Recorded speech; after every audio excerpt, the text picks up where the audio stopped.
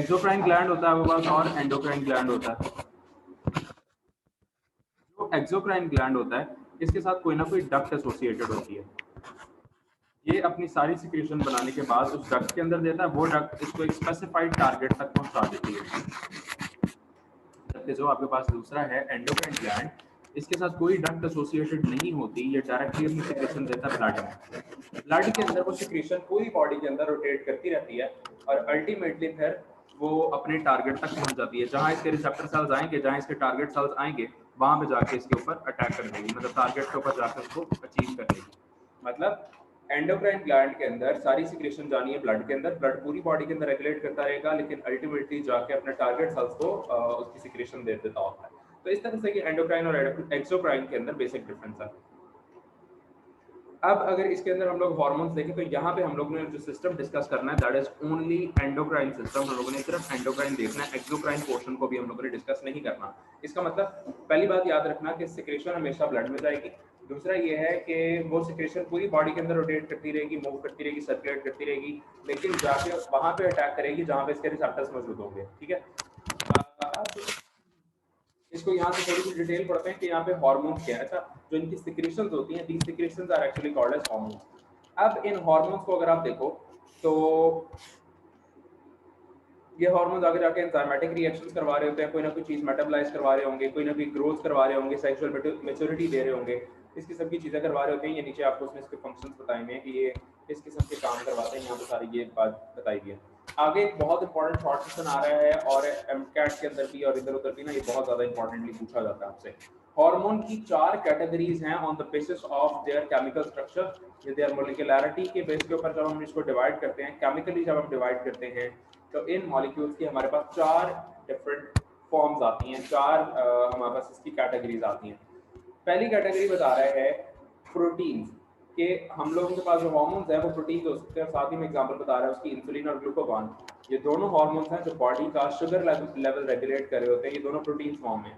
Second आपके पास आती है amino acid and their derivatives, for example thyroxine, epinephrine वगैरह, ये सारी की सारी। थर्ड आपके पास आ जाती हैं पॉलीपेप्टाइड्स और चौथे नंबर पे आ जाती हैं आपके पास स्टेरॉइड्स। इसको याद रखने का तरीका ये है, अगर आप देखो तो इसके अंदर से 3 कैटेगरीज प्रोटीन कैटेगरी के अंदर लाई कर रही हैं और एक कैटेगरी लिपिड कैटेगरी के अंदर लाई कर रही है। और लिपिड का भी बहुत ही हाई मॉलिक्यूल है and that is high molecular weight वाला कंपाउंड है एंड दैट इज स्टेरॉइड्स, जो कि कोलेस्ट्रॉल वगैरह की टाइप्स है उसकी। ठीक है ना, तो ये हैं उस किस्म की चीजें। अच्छा, तो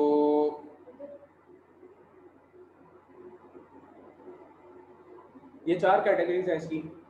पहली देखो ना, अमाइनो एसिड आपको पता है अमाइनो एसिड्स होते हैं, सबसे पहले बेसिक आपने अमाइनो एसिड याद रख लेना है जिसमें थायरोक्सिन और एपिनेफ्रिन आएगा। जो अमाइनो एसिड्स हैं ये मिलके आपके पास बना देते हैं पॉलीपेप्टाइड्स। पॉलीपेप्टाइड्स के अंदर बेसोप्रेसिन या एडीएच वगैरह आ जाता है। पॉलीपेप्टाइड्स आगे जाके बन जाते हैं प्रोटीन्स, जैसे इंसुलिन और ग्लूकागॉन। तो ये 3 कैटेगरीज प्रोटीन वाली कैटेगरी में आ जाएंगी, आपने इसको याद रख लेना है नेचुरली, मतलब इनकी नेचर इस तरह की होगी। And the last one is steroids, जैसे टेस्टोस्टेरोन है, एस्ट्रोजन है, कॉर्टिसोन है, इस किस्म के जितने हार्मोन्स हैं जो लाई करते हैं आपकी स्टेरॉइडल फॉर्म के अंदर, वो आप लोगों ने इसके अंदर याद कर लेने हैं। तो ये जो है आपके पास डिफरेंट हार्मोन्स की फॉर्म्स हैं, 4 फॉर्म्स हैं। मैंने आपको याद करने का तरीका भी बता दिया है कि आपने 3 कैटेगरीज याद रखनी है हमेशा, कि वो प्रोटीन कैटेगरी के अंदर से, और एक कैटेगरी जो है that is from steroidal category, like lipid origin की है। नेक्स्ट आगे आपको एंडोक्राइन ग्लैंड बता रहा है। सबसे पहले आपको बताएगा हाइपोथैलेमस के बारे में कि what is hypothalamus. It is a part of for brain. It is here where many sensory stimuli of nervous system are connected. ठीक है, मतलब ये नर्वस रिस्पांस को भी देख रहा होता है। वो ऑक्सीटोसिन और एडीएच जो है वो कहता है कि यहाँ पे प्रोड्यूस होते हैं, फिर आगे पोस्टीरियर लोब ऑफ पिट्यूटरी तक जाता है जो कि आगे उसको रिलीज करा रहा होता है, डिपेंडिंग अपॉन द सिचुएशन कि आपको किस तरह की सिचुएशन चाहिए। और अच्छा, यहाँ पे ना न्यूरोसेक्रेटरी सेल्स है, आपको उसने बॉक्स के अंदर बताया हुआ है। Neurosecretory cells are in hypothalamus and produce and secrete variety of hormones. One of the nerve clusters synthesizes oxytocin and vasopressin and then stores them in nerve ending located at the posterior pituitary. Upon proper stimulation of the brain, oxytocin and vasopressin are released into the blood supply of posterior pituitary वगैरह वगैरह। मतलब समझ आ जानी चाहिए आपको कि ये असल में हार्मोन्स जो हैं ये सारे के सारे बन रहे होते हैं न्यूरोसेक्रेटरी सेल्स के अंदर, और वहां से फिर जाते हैं स्पेसिफिक हार्मोन के पास। जैसे अभी आपको एग्जांपल मिली है एडीएच और वेसोप्रेसिन की। या आप समझ लो ऑक्सीटोसिन की, कि ये वाले हार्मोन्स बनते हैं हाइपोथैलेमस के अंदर, और हाइपोथैलेमस के अंदर स्पेसिफिकली न्यूरोसेक्रेटरी सेल्स के अंदर। न्यूरोसेक्रेटरी सेल्स के अंदर बनने के बाद ये आगे जाते हैं पिट्यूटरी ग्लैंड के पास। पिट्यूटरी ग्लैंड के अंदर थोड़ी देर के लिए स्टोरेज लेते हैं और फिर जहाँ जहाँ इनको चाहिए होता है वहाँ पे आगे काम कर रहे होते हैं। एनीवेज पिट्यूटरी की तरफ आते हैं, स्टार्ट करते हैं हम लोग पिट्यूटरी की तरफ।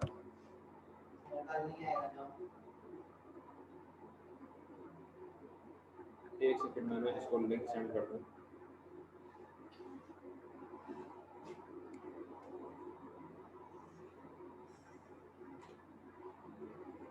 ठीक है,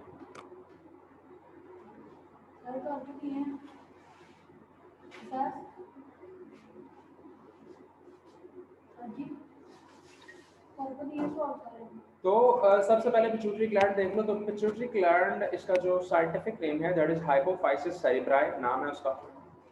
अब हाइपोफाइसिस सेरेब्राई क्या चीज़ है? हाइपोफाइसिस सेरेब्राई इसको साइंटिफिकली बोलते हैं। 0.5 ग्राम इसका वेट है। 3 इसके लोब्स होते हैं। लाइक अगर आप देखो लेट्स से ये आपके पास एक पिट्यूटरी ग्लैंड है, इसके अंदर हम लोग मार्किंग्स कर देते हैं 3 छोटी छोटी सी, कि एक आपके पास एक इस तरह से आ गया, एक इस तरह से। मैं जस्ट आपको समझाने के लिए कर रहा हूँ, ऐसा कुछ इस तरह से है नहीं एग्जैक्ट स्ट्रक्चर। एक लोब इसका आ जाता है पोस्टीरियर लोब, दूसरा वाला आ जाता है इसका एंटीरियर लोब, और तीसरा वाला इसका आ जाता है मीडियन लोब। तो ये 3 लोब्स हैं, posterior, anterior and median lobe. ये 3 लोब्स मौजूद होते हैं, ठीक है। फिर एंटीरियर लोब जो है उसको हम लोग मास्टर ग्लैंड बोलते हैं। देखो मास्टर ग्लैंड इसको क्यों कहते हैं, ये एक इंपॉर्टेंट क्वेश्चन है। लाइक अपना कॉन्सेप्ट यहाँ से ठीक कर लेना। मास्टर ग्लैंड इसको इसलिए कहते हैं क्योंकि ये वो वाइट ग्लैंड है जिसकी सिक्रेशन दूसरे ग्लैंड्स भी लेते हैं। मतलब दूसरे ग्लैंड्स के ऊपर जाके इसकी सिक्रेशन असर करती हैं। मतलब ऑर्गन्स के ऊपर डायरेक्टली करे तो करे, तो दूसरे ग्लैंड्स को भी इनकी सिक्रेशन स्टिमुलेट करेंगे। इसका मतलब इट इज मास्टर ग्लैंड, ठीक है। तो जो एंटीरियर लोब है that is also considered as master gland. फिर आगे इसके 3 आप लोगों ने देख लिया, 3 पोर्शन है, पोस्टीरियर लोब, एंटीरियर लोब और मीडियन लोब। उसके अलावा एक बात याद रखना, ये जो आपके पास है आपका पिट्यूटरी ग्लैंड, इस पिट्यूटरी ग्लैंड को एक स्टॉक के जरिए लगाया जाता है। मतलब एक ना ऐसे एक छोटी सी एक स्टिक सी, एक स्टॉक सी, एक डंडी सी लगी हुई है जिसके साथ ये ब्रेन के साथ अटैच होता है, जिसको हम लोग बोलते हैं इन्फेटिबुलम, ठीक है। ये जैसे एक पी शेप का ये स्ट्रक्चर है और इसके ऊपर ये छोटी सी स्टॉक लगी हुई है जिसका भी ब्रेन के साथ अटैच होता है, इसको हम लोग इन्फेटिबुलम कहते हैं। यहाँ पे कहीं ना कहीं उसमें लिखा होगा, ये लिखा होगा, ठीक है। तो इन्फेटिबुलम है जिसके थ्रू ये अटैच होता है। फिर उसके बाद आपके पास 3 लोब्स आ जाते हैं, एंटीरियर लोब, पोस्टीरियर लोब और मीडियन लोब। सोमेटोट्रोपिन हार्मोन सबसे पहले बताता है एंटीरियर लोब का, STH. STH is growth factor, it is a growth hormone जो कि ग्रोथ को लीड कर रहा होता है। अगर तो ये नॉर्मल टाइम के ऊपर सिक्रीट हो रहा है, ठीक है, सोमेटोट्रोपिन रिलीजिंग फैक्टर से सिक्रीट हो रहा है, अगर नॉर्मल टाइम पे रिलीज होगा, ग्रोथ नॉर्मल होगी, दैट्स ओके फाइन। लेकिन अगर ये ज्यादा सिक्रीट होना शुरू हो जाए, ओवर इसकी सिक्रेशन हो जाए, तो उसकी वजह से जो आपके पास डिजीज आएगी that is called as gigantism. Gigantism word याद रख लो, जाइंट से। जाइंट का मतलब होता है एक ऐसा बंदा जो बहुत ज्यादा लार्ज है, दराज कद है, तो इस बंदे का जो कद है, हाइट है, वो बहुत ज्यादा हो जाती है। सेकंड आपके पास आता है डॉर्फिज्म। डॉर्फिज्म के अंदर उस बंदे का कद जो है, स्ट्रेचर जो है वो छोटा रह जाता है। And third condition is called as acromegaly.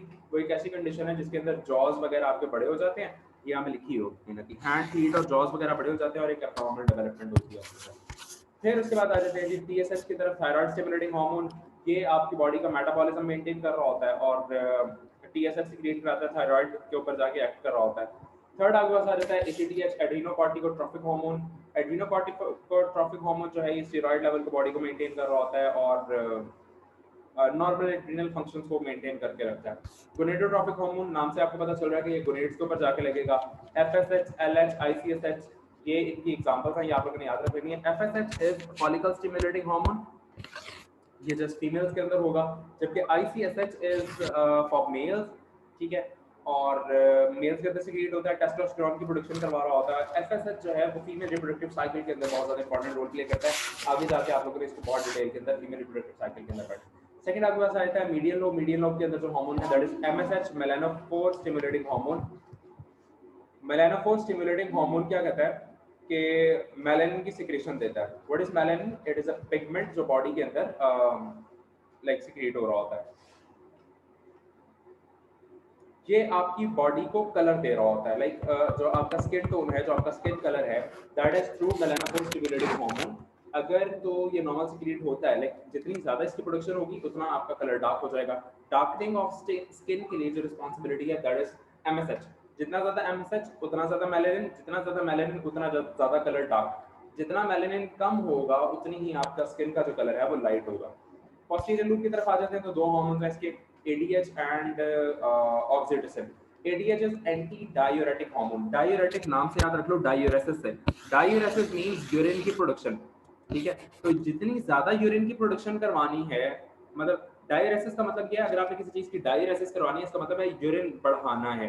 लेकिन एंटी डायूरेटिक का मतलब ये है कि आपने यूरिन को कम करना है। यूरिन को कम करने का मतलब ये है कि यूरिन के अंदर से आपने वाटर को ज्यादा से ज्यादा लाइक सेव कर लेना है।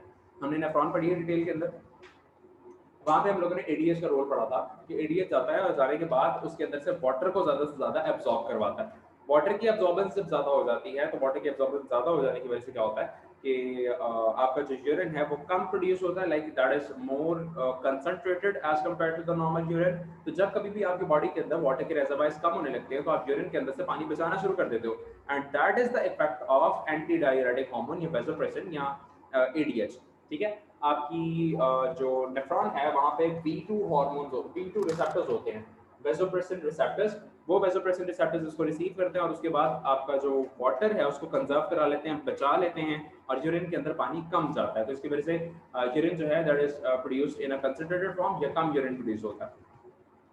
And the second hormone is oxytocin. Oxytocin is responsible for milk ejaculation from the mammary gland, as well as जो बर्थ के मामला होते हैं ड्यूरिंग बर्थ, तो लेबर पेन वगैरह इंड्यूस करवाता है और बर्थ को ज़्यादा से ज़्यादा स्टिमुलेट करवा रहा होता है, and that is the role of oxytocin actually. उसके बाद आ जाता है आपके पास T4 और T3 try thyronine and tetraiodothyronine, और इसके अलावा एक और इसका हार्मोन है एंड दैट इज कैल्सिटोनिन। तो ये तीन हार्मोन्स आपने याद रखने हैं और इनके फंक्शंस भी इसी तरीके से देख लेने हैं। मैं यहाँ पे कोशिश ये कर रहा हूँ कि आप लोगों को जो लॉन्ग सेशंस हैं इसके प्रोमिनेंट वो कवर करवाता हूँ ताकि हम लोग जल्दी से जल्दी कवर कर लें। मजीद भी अगर कोई टॉपिक हो फिर रह गया हो जो आप समझते हो कि लॉन्ग सेशन के तौर पे ज़्यादा आ सकता है और आपने पूछना है तो वो फिर आप मुझसे बता के मुझे कवर कर लें। उसके बाद आ जाते हैं जी ऑक्सीटोसिन की तरफ, सॉरी एस्ट्रोजन की तरफ। ओवरी के हार्मोन्स हैं, वैसे ये इतना ज़्यादा पूछता नहीं है, फीडबैक मैकेनिज्म ऑल राइट। मेरा ख्याल है ये आपके पास ये आगे सिलेबस के अंदर नहीं है, अगर है तो मुझे कंफर्म कर दो। मेरा ख्याल है ये आगे सारा जितना भी ये पोर्शन है ना चैप्टर का ये नहीं है, हम लोग आगे करते हैं। मुझे जल्दी से कंफर्म करो ताकि मैं फिर आगे इसको दोबारा से शुरू करवा सकूँ। ये है एएलपी के अंदर तो बता दो, अगर नहीं है तो फिर हम नेक्स्ट चैप्टर स्टार्ट करते हैं।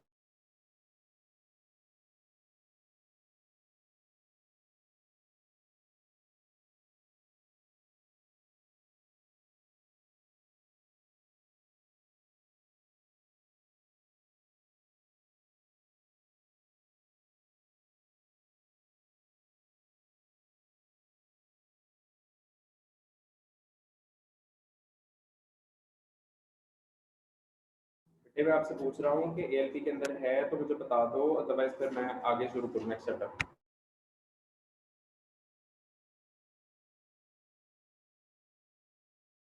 और ये नेक्स्ट रिप्रोडक्शन वाला चैप्टर भी देखो, इसके अंदर क्या क्या है और क्या नहीं है।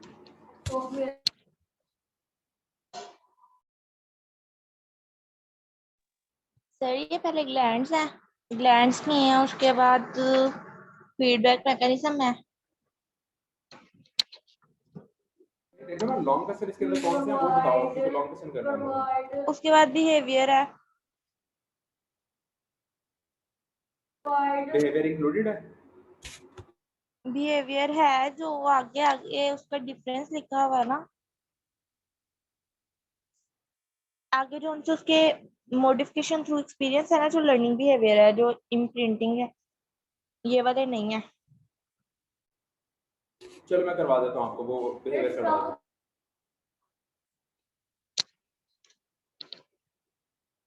ये इनेट और लर्निंग है, और आगे जो वो है ना जो उसकी क्लासिफिकेशन दी हुई है 6 टाइप्स, वो नहीं है।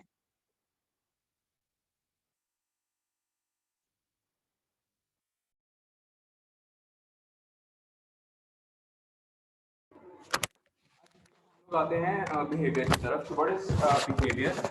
बिहेवियर का तो आपको पता है ना, जाहिर सी बात है कि एनिमल का जो भी जिस तरह से भी वो लाइक कर रहा है, बिहेव कर रहा है डिफरेंट कंडीशंस के अंदर, दैट इज बिहेवियर। दो टाइप्स इसकी आप लोगों ने याद रखनी है, इनेट बिहेवियर, इंस्टिंक्टिव बिहेवियर या फिर लर्निंग बिहेवियर। इनेट बिहेवियर वो है जो बाय बर्थ, इनेट का वर्ड जहां कहीं भी आ जाएगा ना,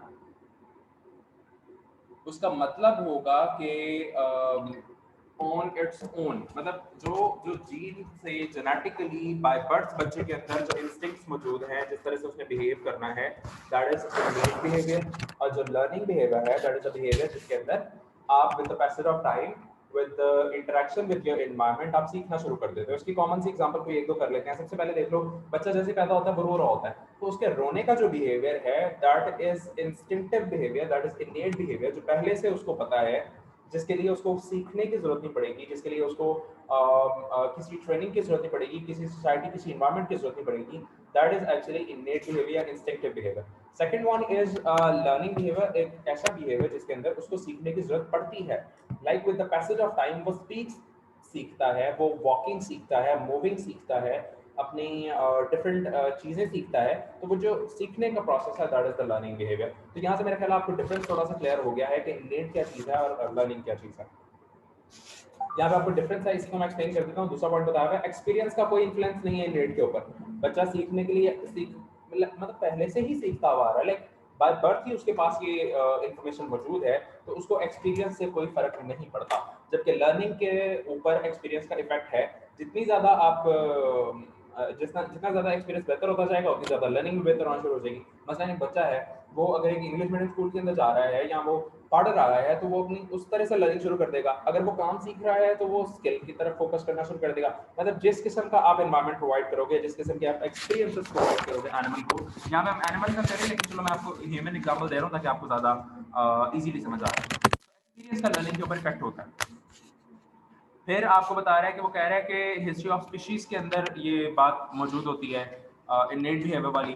जबकि जो ये है, ये एक ऑर्गेनिज्म के लाइफ टाइम को बस फोकस कर रही होती है। मसलन एक बंदे ने अगर लेट्स से कोई क्या एग्जांपल दे दूँ मैं आपको, कोई काम सीख लिया है किसी किस्म का, कोई इलेक्ट्रिसिटी का लेट्स से कोई काम सीख लिया किसी एक बंदे ने, वो उसकी अपनी लाइफ टाइम तक महदूद होता है। लर्निंग के अंदर वो अपनी लाइफ टाइम तक महदूद है। ये नहीं है कि वो अब लर्निंग वाला जो बिहेवियर वो आगे उसकी औलाद को ट्रांसफर हो जाएगा। अब किसी बंदे ने कोई स्किल सीखा हुआ, तो आगे उसकी औलाद को ट्रांसफर तो नहीं होता थ्रू जीन्स। तो इसका मतलब ये है कि दैट इज अ बिहेवियर जो कि आपकी अपनी लाइफ टाइम तक रहता है, आगे ट्रांसफर नहीं होता। जबकि जो इनेट बिहेवियर है, ये स्पीशीज के अंदर मूव कर रहा होता है। Instinct can equip an animal with a series of responses advantageous with of animals with short lifespans। यहाँ पे आगे जाके आपको एक एग्जांपल मिलेगी फ्लाई की। वो फ्लाई क्या करती है, पैदा होती है, उसके पास एक कैटरपिलर पड़ा होता है पहले से। वो उस कैटरपिलर के ऊपर फीड करती है, एक घोंसला बनाती है, उसमें अंडे देती है और खुद मर जाती है। कैटरपिलर का शिकार करती है, कैटरपिलर को पास रखती है और खुद मर जाती है। अब जो बच्चे निकलते हैं, वो पास कैटरपिलर को देखते हैं, उस कैटरपिलर को देखने के बाद उसके ऊपर फीड करते हैं, दोबारा से घोंसला बनाते हैं, कैटरपिलर को नए को किल करते हैं और खुद मर जाते हैं। मतलब इस केस के अंदर पेरेंटल सपोर्ट नहीं है। जब पेरेंटल सपोर्ट है ही नहीं, उनका लाइफ स्पैन भी बहुत ज्यादा शॉर्ट है, तो उनको सिखाएगा कौन? तो इसका मतलब यह है कि ऐसे ऑर्गेनिजम्स के लिए जो इंस्टिंक्टिव बिहेवियर है, जो इनेट बिहेवियर है, वो ज्यादा बेहतर है as compare to the learning one. जबकि लर्निंग वो है जिसके अंदर लाइफ स्पैन बड़े हों, लॉन्ग हो, पेरेंट्स बहुत ज्यादा केयर करते हों, पेरेंटल केयर बहुत ज्यादा हो। तो ह्यूमंस के अंदर जो एग्जांपल है कि that is the learning behaviour की पेरेंटल केयर बहुत ज्यादा एक्सेसिव होती है। दूसरा, this type of behaviour evolve slowly, that's why species species तक जाना है आपने, एवोल्यूशन के सालों कवर करने हैं आपने, तो तब जाके इनेट बिहेवियर कवर हो रहा होता है। जबकि दूसरा वाला बिहेवियर जो है, उसके अंदर किसी अपने की बंदे की अपनी एबिलिटी होती है, कितनी जल्दी उसने सीखना, कितनी जल्दी में नहीं सीखना। यहाँ पे आपको दो चार एग्जांपल्स देगा, क्रॉलिंग वगैरह की एग्जांपल्स, और वो डिगर वैक्स वाली एग्जांपल मैंने आपको दे दी है इनेट की, वो आप देख लेना। तो बहरहाल ये इस तरह से इनेट और इसका ना डिफरेंस है, कि आप लोगों ने प्रिपेयर कर लेना। नेक्स्ट चैप्टर की तरफ आते हैं, तो रिप्रोडक्शन के अंदर जो पहला क्वेश्चन है, वो मेरा ख्याल है कि स्पर्मेटो सॉरी क्या नाम है इसका, फ्रूट सेट फोटोपीरियडिज्म मेरा ख्याल है नहीं है, नहीं है ना बच्चे? सेक्सुअल एसेक्सुअल करवाना है, सेक्सुअल रिप्रोडक्शन से स्टार्ट करना है हम लोगों ने, ये सारा कुछ भी नहीं है। अच्छा जी, सेक्सुअल रिप्रोडक्शन के अंदर आते हैं। सबसे पहले बेसिक डिफरेंस, ए सेक्सुअल रिप्रोडक्शन आपको पता है कि जिसके अंदर एक पेरेंट इन्वॉल्व होता है, सेक्सुअल रिप्रोडक्शन के अंदर दो पेरेंट्स इन्वॉल्व होते हैं, उसके अंदर कोई गमीट्स नहीं बनते, इसके अंदर गमीट्स बनते हैं, मेल गमीट बनता है, स्पर्म फीमेल गमीट बनता है, एग दोनों फ्यूज करते हैं, जाइगोट बनता है और फिर एनिमल बनता है, न्यू ऑर्गेनिज्म बन जाता है। उसके अंदर मियोसिस नहीं होती, इसके अंदर मियोसिस हो रही होती है। ए सेक्सुअल रिप्रोडक्शन के अंदर सिर्फ और सिर्फ माइटोसिस होती है, बात याद रखना। ए सेक्सुअल रिप्रोडक्शन के अंदर सिर्फ माइटोसिस होगी, जबकि सेक्सुअल रिप्रोडक्शन के अंदर माइटोसिस और मियोसिस दोनों होती हैं। ये बात याद रखना कि meiosis is only at that stage where gametes are formed, यानी गमीटोजेनेसिस के दौरान गमीटोजेनेसिस के दौरान मियोसिस हो रही होगी, जबकि जो आपके पास दूसरा है बाकी गमीटोजेनेसिस होगी, गमीट्स फ्यूज करे, जाइगोट बनी, जाइगोट बनने के बाद आगे सारी माइटोसिस होनी है। इसका मतलब मियोसिस सिर्फ एक स्टेज के अंदर है, जबकि इसके अंदर मियोसिस टोटली एब्सेंट है, सिर्फ माइटोसिस होती है। ठीक है, तो ये डिफरेंस याद रखना। Offspring identical to parents, 100% exact ditto copy बनती है पेरेंट्स की, जबकि इसके अंदर पेरेंट्स के साथ आइडेंटिकल नहीं होते। ठीक है, इसके अंदर प्लांट्स के अंदर कॉमन है वगैरह वगैरह, यहाँ पे कह रहा है कुछ मेजॉरिटी ऑफ प्लांट और एनिमल स्पीशीज इसको करते हैं। Less rapid increase in number है, यहाँ पे बहुत जल्दी ये अपना लाइफ साइकिल कंप्लीट कर लेते हैं वगैरह वगैरह। तो ये बेसिक डिफरेंसेस हैं इसके। फिर आगे आपको तीन टाइप्स बता रहे हैं टेरेस्ट्रियल के अंदर, ओविपेरस, विविपेरस एंड ओवोविविपेरस। आपको पता है एग लेइंग एनिमल्स और बर्थ गिविंग एनिमल्स, और ओविपेरस उसके दरमियान में ही है कि जहाँ पे शेल्ड एनिमल जो है वो मदर बॉडी के अंदर ही लाइक शेल हैश कर जाता है all that. Main reproductive system, इसको आपने डिटेल के साथ करना है and yes it is a long question, तो मैं इसको आपको ना बता देता हूँ। मैं आपको इसकी हेडिंग्स बता देता हूँ, फिर आपको मैं साथ साथ एक्सप्लेन करता जाऊँगा कि इसको किस तरीके से लेकर चलना है। सबसे पहले हम लोग करते हैं कि मेन रिप्रोडक्टिव सिस्टम।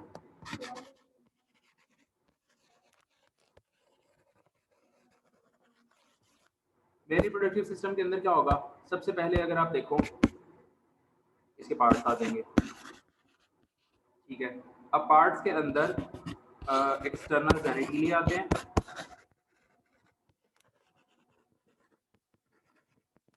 एंड आपके पास वेट अ सेकेंड, इसको इस तरह से अगर हम लोग ना करें,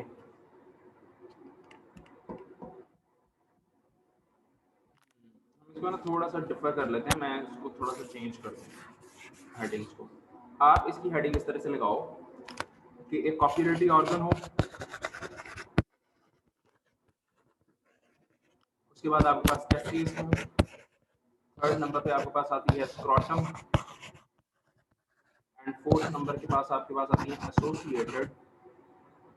एसोसिएशन के अंदर दो चीजें आएंगी, ग्लैंड्स भी होते हैं और डक्ट भी होती हैं।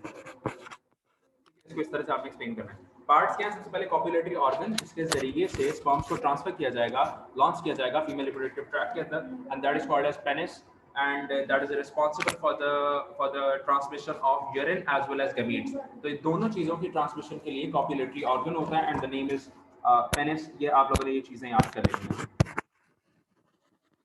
कॉपुलेटरी ऑर्गन है, पेनिस है, और and it is used to transfer like gametes as well as urine from the body out of the body, ejaculation के लिए काम आ रहा होता है। सेकंड आपके पास आ जाते हैं testis, a pair of testes is present below the body, and इसको अभी हम लोग आगे जाके डिटेल के अंदर पढ़ेंगे, इसका हम नेक्स्ट माइक्रोस्ट्रक्चर भी डिस्कस करना है। थर्ड आपके पास आ जाता है scrotum. Scrotum is a bag of skin present beneath the body, body से नीचे बैग ऑफ स्किन मौजूद है, जिसके अंदर टेस्टीज लाई करेंगे, तो that portion is called as, that bag of skin is called as scrotum. अब सवाल ये पैदा होता है कि why a bag of skin is essential to hold testes. Testes को बॉडी के अंदर क्यों फिट इन नहीं किया गया, एक सेपरेट बैग ओरिजिनेट क्यों करवाया गया? तो उसकी रीज़न ये है कि जो टेस्टीज हैं, स्पर्मेटोजेनेसिस है, वो बॉडी टेम्परेचर से क्वाइट डिफरेंट टेम्परेचर को मेंटेन करी होती है। उसको बॉडी टेम्परेचर से थोड़ा सा ज़्यादा टेम्परेचर लाइक कम टेम्परेचर चाहिए होता है। तो बॉडी टेम्परेचर तो 37 है, उससे टेम्परेचर के डिफरेंस की वजह से आप इसको एक सेपरेट पोर्शन के अंदर, एक सेपरेट बैग के अंदर रखते हो, ताकि स्पर्मेटोजेनेसिस अफेक्ट ना हो सके। तो that is the purpose of scrotum actually. ये अगर आप लिखना चाहो डिटेल के अंदर तो वेल एंड गुड, ना तो इट्स ऑलराइट। नेक्स्ट हमारे पास आता है एसोसिएटेड ग्लैंड्स एंड डक्ट्स। तो इसके साथ बहुत सारे ग्लैंड्स एसोसिएटेड होते हैं, एज वेल एज बहुत सारी डक्ट्स एसोसिएटेड होती हैं, वो आप लोगों ने आगे जाके डिस्कस कर लेनी है। तो डक्ट्स और ग्लैंड्स कौन से हैं, मैं आपको वहीं से जाके बुक से थोड़ा सा पॉइंट आउट करा देता हूँ और फिर हम इसको थोड़ा बहुत डिस्कस कर लेते हैं। तो ये लो जी, सबसे पहले जो इसके अंदर टिब्यूल्स आ रही हैं, एक्सटर्नल जेनिटेलिया बता दिया, कॉपुलेटरी ऑर्गन भी बता दिया मैंने, टेस्टिस भी बता दिए, कॉम्प्लेक्स स्ट्रक्चर्स हैं। अच्छा, यहाँ पे जो टिब्यूल्स के नाम है वो आप लोगों ने याद रखने हैं। सबसे पहले आ जाता है सेमिनिफेरस टिब्यूल्स, ठीक है, ये बहुत ही ज़्यादा कॉम्प्लेक्स और कॉन्वोल्यूटेड किस्म की टिब्यूल्स होती हैं। फिर आगे आपके पास बताते हैं कि वो स्पर्मेटोजेनेसिस का ये सारा प्रोसेस उसमें स्पर्मेटोजेनेसिस का लिखा हुआ है। उसके अलावा यहाँ पे फ्लूइड सिक्रीट हो रहा है सर्टिलाइज सेल्स का, इसका मतलब जो एसोसिएटेड ग्लैंड है उसके अंदर एक आपने ग्लैंड लिख देना सर्टिलाइज सेल्स, जो टिब्यूल्स हैं उसके अंदर सेमिनिफेरस टिब्यूल एक आ जाएगी। फिर उसके बाद आ जाता है एक और डक्ट, वास डेफरेंस, मतलब मेन डक्ट जो है, पहली डक्ट कौन सी हमने बताई सेमिनिफेरस टिब्यूल, दूसरी डक्ट कौन सी है इसके अंदर वास डेफरेंस। उसके बाद एक और आ जाती है convoluted duct that is called as epididymis. तो 3 डक्ट्स आप लोगों ने लिख देनी है।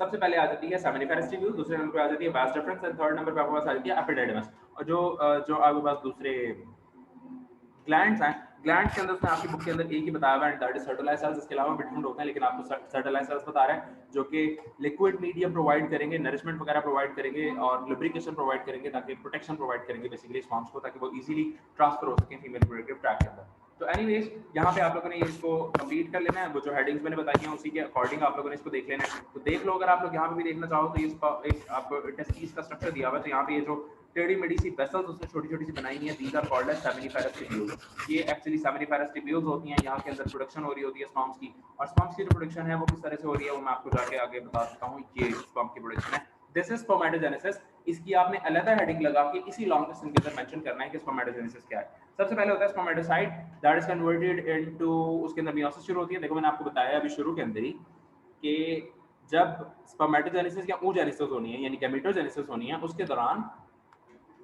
ये आपकी मियोसिस होनी है, ठीक है ना। तो मियोसिस सिर्फ इसी स्टेज के ऊपर हो रही होती है। तो मियोसिस 1 के स्टेज के अंदर ये 2 पोर्शंस के अंदर इन 2 सेल्स के अंदर कन्वर्ट हो जाता है। जब ये 2 सेल्स हैं, जब ये मियोसिस 2 कंप्लीट करते हैं तो आगे स्पर्मेटिड्स के अंदर कन्वर्ट होते हैं and they are 4 in number, एक सेल से आगे 4 में बदलता है। आपको पता है कि मियोसिस के तहत इसी तरह से होता है कि एक सेल जो है वो 4 के अंदर कन्वर्ट होता है।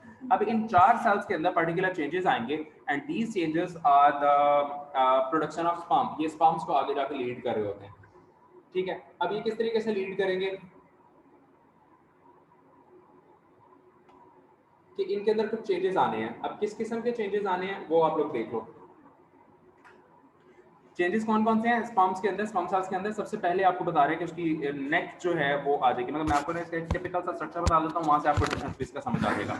ये कुछ इस तरह से ना, ये कुछ एक स्पर्म का स्ट्रक्चर है। सबसे पहले देखोगे तो यहाँ पे सारा का सारा न्यूक्लियस जमा हो जाएगा, इसको बोलते हैं एक्रोसोम। सेकंड आपके पास आ जाता है माइटोकॉन्ड्रियल रिंग, इसकी नेक होती है। थर्ड इसके पास एक लॉन्ग टेल आ जाती है that is used for the movement, ठीक है। तो ये 3 मेजर चेंजेस आ रहे होते हैं एक नॉर्मल सेल और स्पर्म्स के अंदर, यही डिफरेंस होता है। ये आप लोगों ने डिफरेंस बता देना और इस तरह से आपका ये लॉन्ग प्रोसेस खत्म हो जाएगा। नेक्स्ट अगर आप देखो फीमेल रिप्रोडक्टिव पार्ट, तो फीमेल रिप्रोडक्टिव पार्ट के अंदर क्या आएगा, आपने इसी तरह से उसके भी डिफरेंट पार्ट बता देने। मैं अगेन हेडिंग लगवा देता हूँ आपको। पहले फीमेल रिप्रोडक्टिव पार्ट के अंदर ओवरी, पेयर ऑफ ओवरीज मौजूद होती हैं, इसके अलावा फैलोपियन ट्यूब्स हैं, उसके अलावा आपके पास होती है यूट्रस, इसके अलावा होती है जी cervix and the last one is vagina, ठीक है। तो ये मेजर इसके पोर्शंस हैं। सबसे पहले ओवरीज, इन सबके काम यही पे, इसको आप इस तरह से डिस्कस कर लेना, लाइक यही पार्ट सारे बताते जाना और इनके फंक्शंस बताते जाना, इनकी लोकेशंस बताते जाना। ओवरीज जो है पेयर ऑफ ओवरीज है, दोनों बॉडी के अंदर एब्डोमिनल कैविटी के अंदर मौजूद होते हैं।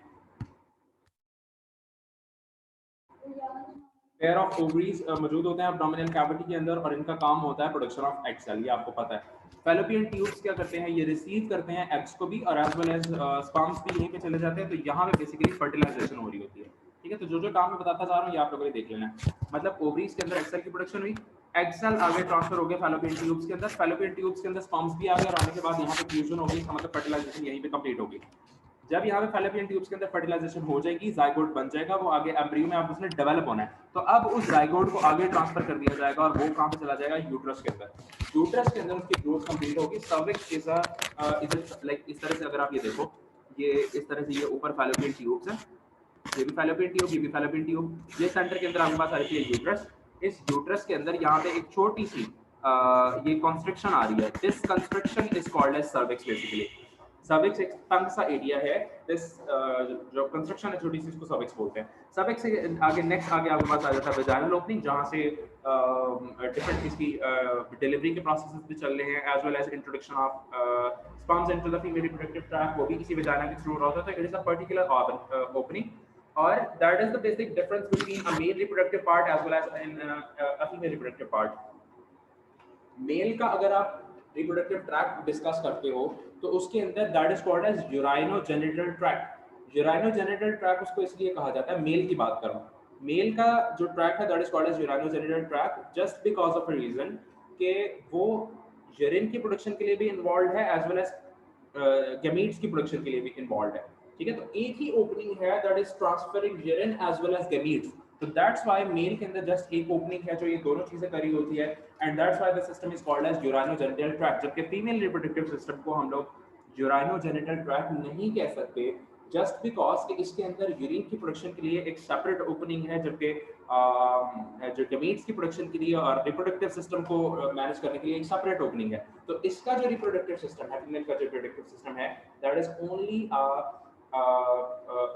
उसको हम लोग सिंपल एक रिप्रोडक्टिव ट्रैक्ट कहेंगे, उसको हम लोग यूराइनोजेनिटल ट्रैक्ट नहीं कह सकते। ठीक है, तो यहाँ पे ये इतनी तीन चार चीजें हैं। तो vagina is the opening for the delivery of the baby as well as the production of launching of sperms into the female reproductive part. तो ये बातें आप लोगों ने देख लेनी है, डिस्कस कर लेनी है। तो फीमेल रिप्रोडक्टिव पार्ट के अंदर आप लोगों ने ये चीजें डिस्कस करनी है, ये पार्ट सारे डिस्कस करने हैं। इसके बाद आप लोगों ने चले जाना है आगे इसके ऊपर, क्या नाम है इसका, oogenesis के ऊपर, एग की फॉर्मेशन के अंदर oogenesis जिसको बोलते हैं, जिसके अंदर एग सेल की प्रोडक्शन होगी। अब एग सेल की प्रोडक्शन किस तरह से चल रही होती है कि एग सेल प्रोड्यूस किस तरह से होते हैं। एग सेल के लिए अगेन वहीं से डायग्राम देख लेते हैं, वहां पे एक छोटा सा डिफरेंस आता है, मियोसिस वहीं पे भी होती है, सारा कुछ उसी तरह से है, बस एक छोटा सा डिफरेंस है, और वो छोटा सा डिफरेंस ये है कि इस जगह के ऊपर यहाँ पे मेल के अंदर अगर आप देखते थे तो 1 से 4 नॉर्मल सेल्स बनते थे, इक्वल साइज के सेल बनते थे, एक जैसे सेल बनते थे जिनको हम स्पर्मेटिड्स कहते थे, फिर उनके अंदर आगे फर्दर चेंजिंग होती रहती थी, तो हमें उससे कोई प्रॉब्लम नहीं थी। लेकिन यहाँ पे जैसे ही आप first cycle of meiosis cover करते हो, यानी M1 phase, meiosis 1 phase cover करते हो, तो आपके पास जो सेकेंडरी oocyte बनता है, उस सेकेंडरी oocyte के साथ साथ आपके पास कुछ सेकेंडरी oocyte के साथ साथ आपके पास कुछ पोलर बॉडीज बन जाती हैं। What are polar bodies? These are not egg cell. These are not like these are not original gametes, बल्कि ये सपोर्टिंग सेल मौजूद होता है। मतलब एक आपके पास सेकेंडरी oocyte बन जाता है, जैसे आपको डायग्राम के अंदर दिख रहा है, बड़ा वाला जो सेल है that is the secondary oocyte, और इसके साथ ही आपके पास एक पोलर बॉडी बन रही है। फिर आगे जब इसकी आगे फर्दर डेवलपमेंट होती है, मियोसिस 2 का प्रोसेस जब कंप्लीट करता है, तो उसके अंदर क्या होता है कि जो फर्स्ट पोलर बॉडी होती है वो आगे फर्दर 2 पोलर बॉडीज को रिप्रेजेंट करती है, और जो सेकेंडरी oocyte है वो आगे जाके फिर एक पोलर बॉडी बना देगा और एक एक्सेल बना देगा। अब जो तीन पोलर बॉडीज है, these are like supporting cells कह लो आप उसको, और जो आपके पास मेन सेल है एग सेल, ये आगे जाके डेवलप हो जाता है कंप्लीट एग सेल के अंदर। ठीक है जी, तो इस तरह से यहाँ पे आपके पास एग सेल वाला जो मामला है ये कंप्लीट हो जाता है, यानी oogenesis आपने कंप्लीट कर लिया। ठीक है जी, फिर मैंने आपको साइट्स भी सारी बता दी हैं कि फर्टिलाइजेशन होनी है जाके कहाँ पे, फैलोपियन ट्यूब्स के अंदर, यूट्रस के अंदर जाके बेबी को कैरी कर लिया जाएगा, प्लेसेंटा डेवलप हो जाएगी, सारा पूरा प्रोसेस चलेगा और उसी तरह से इसको लाइक कंप्लीट कर लेगा। नेक्स्ट आगे आ जाते हैं जी हम लोग फीमेल रिप्रोडक्टिव साइकिल के ऊपर। ज़्यादा तो नहीं लग रहा, कवर करवा दूं या इतना बहुत है?